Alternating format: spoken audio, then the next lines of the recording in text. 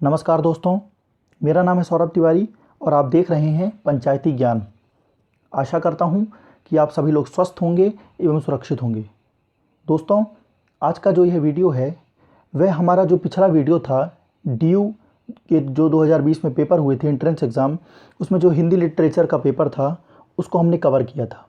तो हमने उसमें प्रश्न संख्या 50 तक ही पढ़ा था। तो आज का जो यह वीडियो है वह प्रश्न संख्या 51 से लेकर प्रश्न संख्या 100 तक हम इस वीडियो के माध्यम से हल करेंगे। तो चलिए शुरू करते हैं। दोस्तों, पहला प्रश्न है, मैला आंचल उपन्यास के लेखक। मैला आंचल उपन्यास के लेखक फणीश्वर नाथ रेणु हैं। यह जो उपन्यास है यह पहला आंचलिक उपन्यास माना जाता है। हालांकि 1926 में शिवपूजन सहाय ने देहाती दुनिया लिखा था, जिसे कुछ जो आलोचक थे उन्होंने उसे हिंदी का पहला आंचलिक उपन्यास माना, लेकिन सही अर्थों में फणीश्वर नाथ रेणु के मैला आंचल को हिंदी का पहला आंचलिक उपन्यास माना जाता है, जो 1953 में लिखा गया। दोस्तों, अगला जो प्रश्न है, इनमें से कौन सा उपन्यास हजारी प्रसाद द्विवेदी का नहीं है। हजारी प्रसाद द्विवेदी ने 4 महत्वपूर्ण उपन्यास लिखे हैं, जिनमें है बाणभट्ट की आत्मकथा, चारुचंद्र लेख, पुनर्नवा और अनामदास का पोथा। जो तमस उपन्यास है वह भीष्म साहिनी का है। अगला प्रश्न है, इनमें से कौन सी कहानी प्रेमचंद की नहीं है। प्रेमचंद ने अपने पूरे जीवन काल में लगभग 300 कहानियाँ लिखी, जो मानसरोवर के 8 खंडों में प्रकाशित हुई हैं। जो चीफ की दावत कहानी है वह भीष्म साहिनी की बहुत ही प्रसिद्ध कहानी है। इसे आप एक बार पढ़ लीजिएगा यदि आपने पढ़ी नहीं है अभी तक तो, और यदि पढ़ी है तो कोई बात नहीं। अगला प्रश्न है, उसने कहा था किसकी कहानी है। उसने कहा था चंद्रधर शर्मा गुलेरी की कहानी है। यह 1915 में लिखी गई और इसमें पहली बार जो हिंदी साहित्य की जो परंपरा है कहानी की, उसमें पहली बार उसने कहा था में पूर्व दीप्ति का प्रयोग किया गया। पूर्व दीप्ति यानी कि फ्लैशबैक का। और कुछ जो आलोचक थे उन्होंने इसे हिंदी की पहली कहानी भी माना है। अगला प्रश्न जो है दोस्तों, शिव शंभू का चिट्ठा निबंध के निबंधकार कौन है। शिव शंभू का चिट्ठा बालमुकुंद गुप्त ने लिखा था। यह 1904 से 1905 के बीच में लिखा गया और यह एक कटाक्ष के तौर पर था। किसके लिए? जो हमारे लॉर्ड कर्जन थे जिन्होंने बंगाल विभाजन करवाया था, उनके ऊपर यह निबंध लिखा गया था। अगला प्रश्न है, चंद्रगुप्त नाटक किसका है। चंद्रगुप्त नाटक 1931 में जयशंकर प्रसाद ने लिखा। जयशंकर प्रसाद ने बहुत सारे ऐसे नाटक लिखे जो अशोक, चंद्रगुप्त और स्कंदगुप्त के ऊपर आधारित थे। तो अगर ऐसे प्रश्न आते हैं तो आप एक बार सोचिएगा, क्योंकि ऐतिहासिक नाटक बहुत सारे जयशंकर प्रसाद ने लिखे हैं। अगला प्रश्न है, अंधा युग नाटक किसका है। अंधा युग नाटक धर्मवीर भारती का बहुत ही प्रसिद्ध नाटक है और ये हिंदी साहित्य में भी नाटकों की जो परंपरा रही है उसमें इस नाटक को बहुत प्रसिद्ध नाटक माना गया है। जो इब्राहिम अलकाजी थे उन्होंने नाटक मंचन के लिए 2 नाटक चुने थे, एक अंधा युग और दूसरा आषाढ़ का एक दिन। तो यह नाटक हिंदी साहित्य में बहुत ही महत्वपूर्ण है। अगला प्रश्न है, जी हाँ हुजूर मैं गीत बेचता हूँ। यह पंक्ति किसकी है। भवानी प्रसाद मिश्र की है ये पंक्ति। और भवानी प्रसाद मिश्र ने गीत फरोश नाम से अपनी एक कविता लिखी थी। जब वह मुंबई में जो फिल्म बनती हैं उनमें गाने लिखते थे तो कई लोगों ने उनके ऊपर कुछ बोला, कटाक्ष किया, तो उन्होंने गीत फरोश लिखा था, जी हाँ हुजूर मैं गीत बेचता हूँ। अगला प्रश्न है, द्विवेदी युग का नामकरण इनमें से किस साहित्यकार के नाम पर हुआ। द्विवेदी युग का नामकरण, यह प्रश्न थोड़ा भूल भुलैया टाइप का है। बहुत सारे जो बच्चे होते हैं वो इसका उत्तर हजारी प्रसाद द्विवेदी लगा देते हैं, क्योंकि हजारी प्रसाद द्विवेदी का हमने जब हिंदी साहित्य पढ़ते हैं तो नाम ज़्यादा सुना होता है, लेकिन इसका उत्तर महावीर प्रसाद द्विवेदी है। महावीर प्रसाद द्विवेदी इसलिए है क्योंकि द्विवेदी युग जब प्रारंभ हुआ 1900 से 1918 तक, तो उस समय महावीर प्रसाद द्विवेदी ने व्याकरण, मतलब जो हिंदी का व्याकरण था उसमें अपनी महती भूमिका निभाई। मतलब उन्होंने व्याकरण का एक प्रतिष्ठित रूप भी बनाने में एक अपना जो योगदान दिया वह अद्भुत है। उन्होंने जो रचनाएं हैं उनकी आलोचना की, उन पर व्याकरण की क्या कमी है यह भी बताई। तो यह जो युग है द्विवेदी युग, यह महावीर प्रसाद द्विवेदी के नाम पर रखा गया। आप इसे याद रखिएगा और कंफ्यूज मत होइएगा कि यह हजारी प्रसाद द्विवेदी के नाम पर है। अगला प्रश्न है, दूसरी परंपरा की खोज के लेखक कौन है। दूसरी परंपरा की खोज नामवर सिंह की रचना है और ये इनकी प्रसिद्ध रचना है। आप इसके बारे में आलोचना जब पढ़ेंगे तो ज़रूर पढ़ेंगे। अगला प्रश्न है, रससूत्र किस आचार्य की देन है।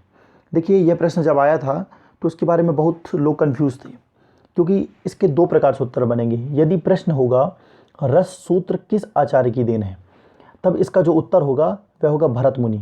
लेकिन अगर पूछा जाएगा कि रस सूत्र के व्याख्याता कौन है, मतलब रस सूत्र के व्याख्याता कौन है, उसके व्याख्याकार पहले व्याख्याकार कौन है, तो उसका उत्तर होगा भट्ट लोलट। इसका मतलब यह है कि जो भरत मुनि ने रस सूत्र दिया था उसको सबसे पहली बार जो उसकी व्याख्या की वह भट्ट लोलट ने की। तो इसके दो प्रश्न बनते हैं। अगला प्रश्न है रीति संप्रदाय के प्रवर्तक आचार्य हैं। रीति संप्रदाय के प्रवर्तक आचार्य वामन है। कई सारे संप्रदाय हुए, उनके अलग अलग आचार्यों ने उनका प्रवर्तन किया है। तो उनमें से जो रीति संप्रदाय था उसका प्रवर्तन वामन ने किया। इन्होंने कहा रीति रात्मा काव्यस्य, मतलब रीति जो है वह काव्य की आत्मा है। अगला प्रश्न है शब्दार्थो सहितो काव्यम। इसे आप याद कर लीजिएगा, ये मुझे हर 1-2 साल में ऐसा दिखा कि ये प्रश्न पूछा जाता है, तो आप एक बार इस प्रश्न को जरूर याद कीजिएगा और ये पढ़िएगा। ये भामह का कथन है। अगला प्रश्न है श्रृंगार रस का स्थायी भाव क्या है। श्रृंगार रस का स्थायी भाव रति है। हिंदी साहित्य में 9 रस माने गए हैं और 10वां वात्सल्य जोड़ा गया है।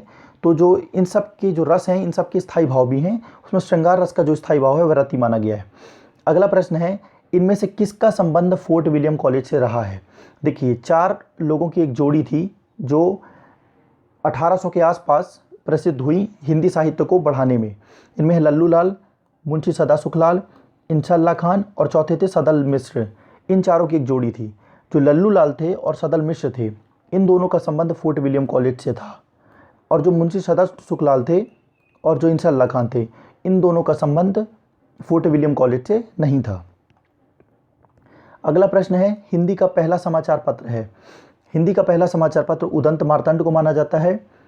यह 30 मई 1826 को कलकत्ता से प्रकाशित होना प्रारंभ हुआ।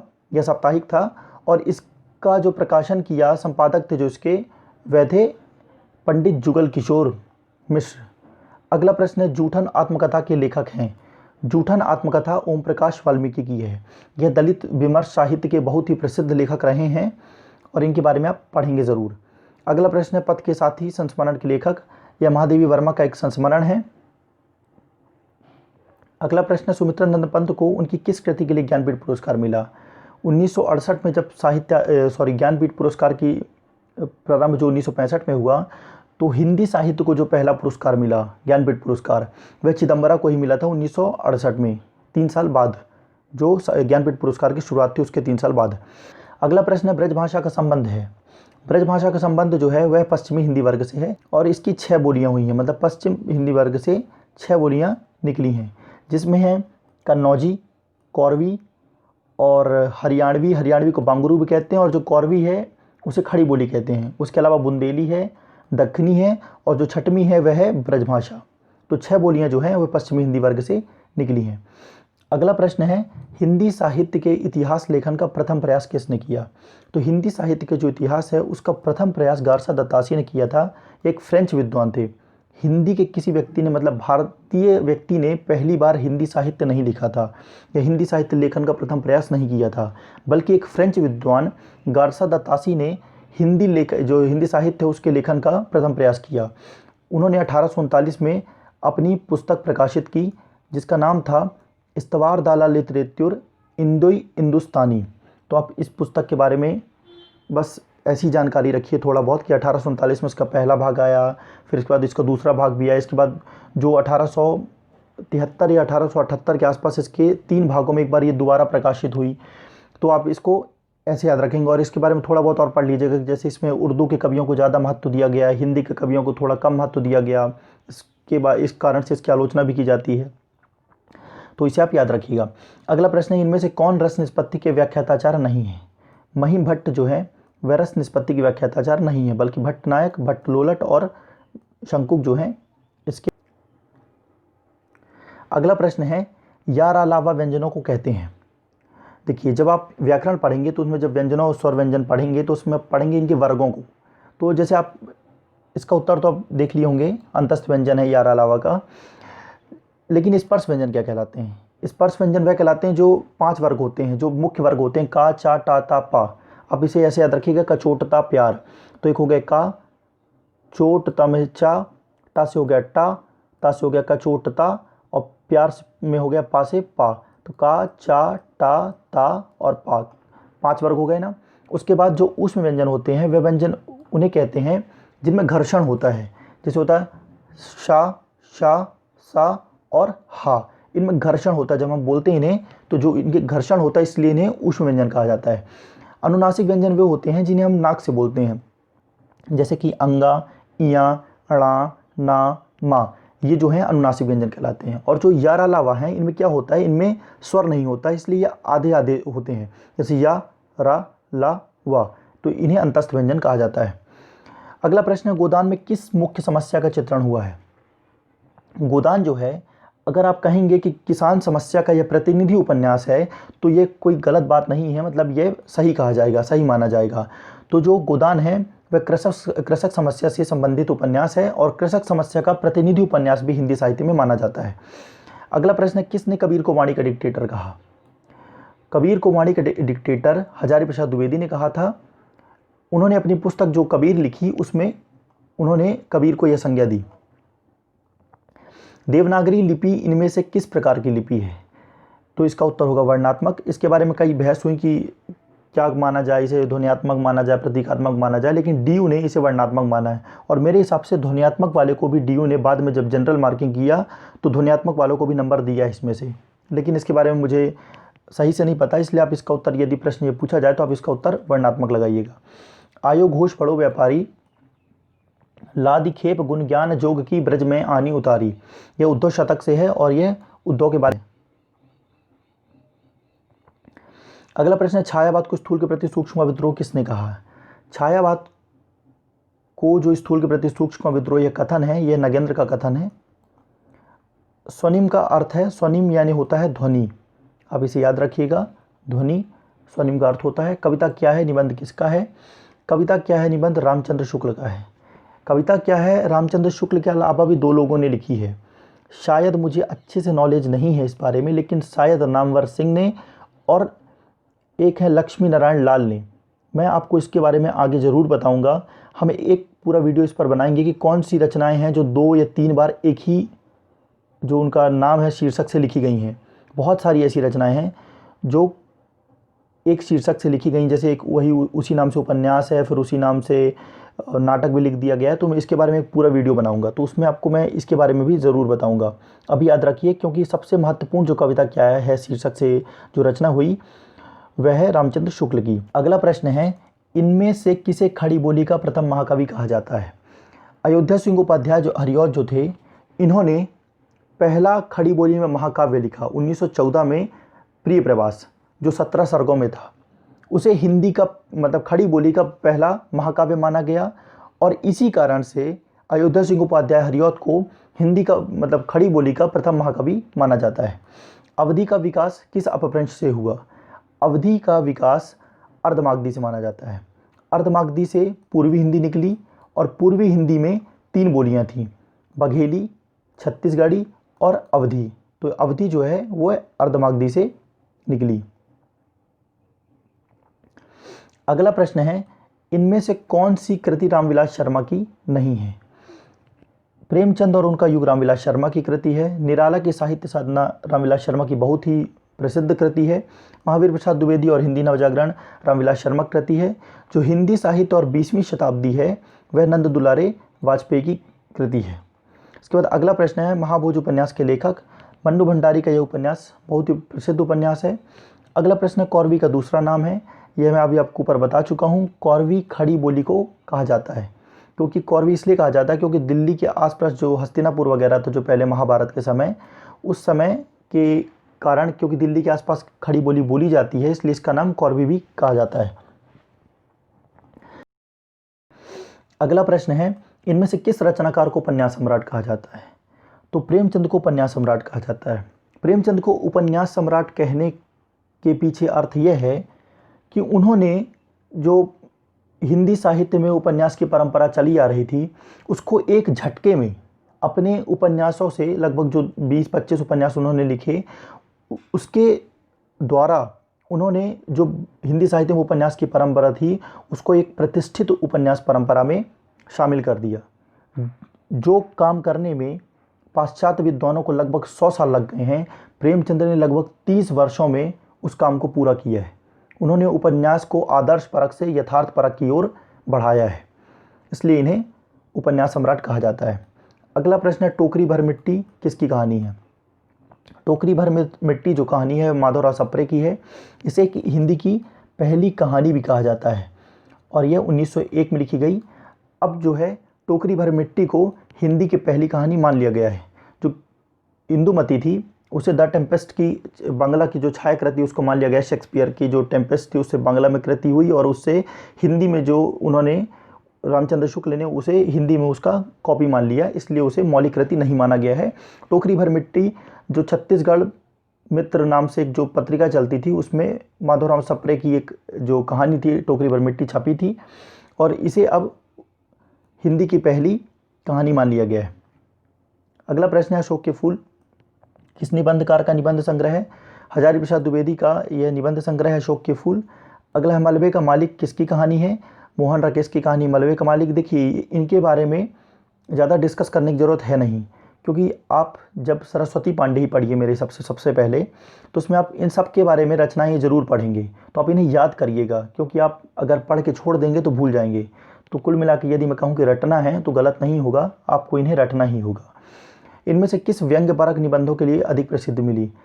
हरिशंकर परसाई ने बहुत सारी व्यंग्यपरक रचनाएं लिखी हैं और इन चारों में से मेरे हिसाब से वही हैं जो सबसे ज़्यादा व्यंग्यपरक निबंधों के लिए प्रसिद्ध थे।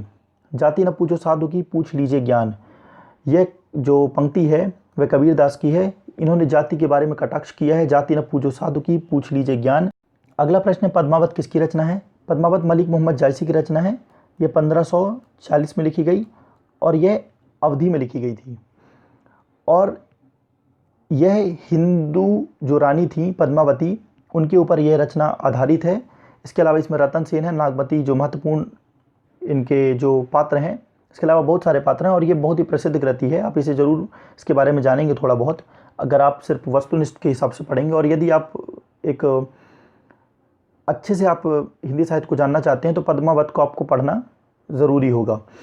रामचरित में कितने कांड या सोपान हैं? तो रामचरितमानस में 7 कांड हैं। कुछ लोग 8 और 7 में बड़ा कंफ्यूज रहते हैं, तो इसका उत्तर 7 याद रखिएगा। अगला प्रश्न, इसमें से कौन राम भक्ति शाखा के कवि नहीं हैं? देखिए मैंने आपको बताया था कि जैसा जब ऐसा पूछे कि राम भक्ति शाखा के कवि नहीं है तो आपको ये देखना कि कौन कौन से हैं, लेकिन जब आपको पता हो कि उत्तर बहुत सरल है, लेकिन फिर भी आप ऐसे ही देखिएगा, क्योंकि अग्रदास हो गए, तुलसीदास हो गए और केशवदास हो गए। आप इसका उत्तर यदि आपको नहीं भी पता तो आप कैसे लगाएंगे? जो सूरदास हैं इन्होंने कृष्ण जी के बारे में लिखा है, तो ये बनी बात है कि सूरदास जो है वो कृष्ण भक्ति शाखा से होंगे और केशवदास ने रामचंद्रिका लिखी। अग्रदास भी राम भक्ति शाखा के कवि थे, तुलसीदास तो थे ही, तो इसका उत्तर सूरदास हो जाएगा। अगला प्रश्न है, यह दीप अकेला स्नेह भरा है गर्व भरा मदमाता, पर इसको पंक्ति को दे दो, इसको भी पंक्ति को दे दो। काव्य पंक्ति किसकी है? ये पंक्ति अज्ञे की है, इनकी एक रचना थी यह दीप अकेला, उसकी यह पंक्ति है। अगला प्रश्न है, इनमें से कौन नवगीत परंपरा से जुड़े रचनाकार नहीं है? मुक्तिबोध जो थे वे नवगीत परंपरा से जुड़े रचनाकार नहीं थे। अगला प्रश्न है, जहाँ एक या एक से अधिक शब्द एक से अधिक बार प्रयुक्त हो एवं अर्थ भी प्रत्येक बार भिन्न हो, वहाँ कौन सा अलंकार होता है? देखिए अभी आप इसके बारे में थोड़ा बहुत जान लीजिए कि यमक अलंकार है। मैं आपको व्याकरण के ऊपर एक पूरा वीडियो बना के दूंगा, उसमें आपको मैं ये सारी चीज़ें बताऊंगा, अलंकार बताऊंगा, दोहे बताऊंगा, छंद बताऊंगा, सबके बारे में आपको मैं बताऊंगा। अगला प्रश्न है, जिसके प्रथम व तृतीय चरण में 13 मात्राएं और द्वितीय तथा चतुर्थ चरण में 11 मात्राएं होती हैं और सम चरणों के अंत में गुरु लघु होता है, वह कौन सा छंद है? छंद के अंतर्गत ये सब आते हैं, चौपाई, दोहा, सोरठा, रोला, हरिगीतिका, कुंडलियाँ, बहुत सारी चीज़ें आती हैं, आप पढ़ेंगे इसके बारे में। इसका उत्तर दोहा होगा। अगला प्रश्न है, माटी की मूर्तें शीर्षक से रेखाचित्र किस लेखक ने लिखा है? यह रामवृक्ष बेनीपुरी की बहुत ही प्रसिद्ध कृति है। अगली रचना है, संसद से सड़क तक किसकी काव्य रचना है? यह रचना सुदामा पांडे धूमिल की है। सुदामा पांडे धूमिल ने बहुत सारी ऐसी व्यंग्यपरक रचनाएं लिखी हैं और ये रचना बहुत ही प्रसिद्ध है। दोस्तों यदि आपको यह वीडियो अच्छा लगा हो तो आप इसे लाइक कर दें, चैनल को सब्सक्राइब जरूर करें और अपने दोस्तों के साथ जो हिंदी साहित्य की तैयारी कर रहे हैं, जो हिंदी साहित्य का एंट्रेंस देना चाहते हैं 2021 में, 2022 में, उन्हें शेयर ज़रूर कर दें। इससे उनकी भी हेल्प होगी और हमको भी थोड़ा अच्छा लगेगा। तो धन्यवाद दोस्तों, अब मिलते हैं अगले वीडियो में।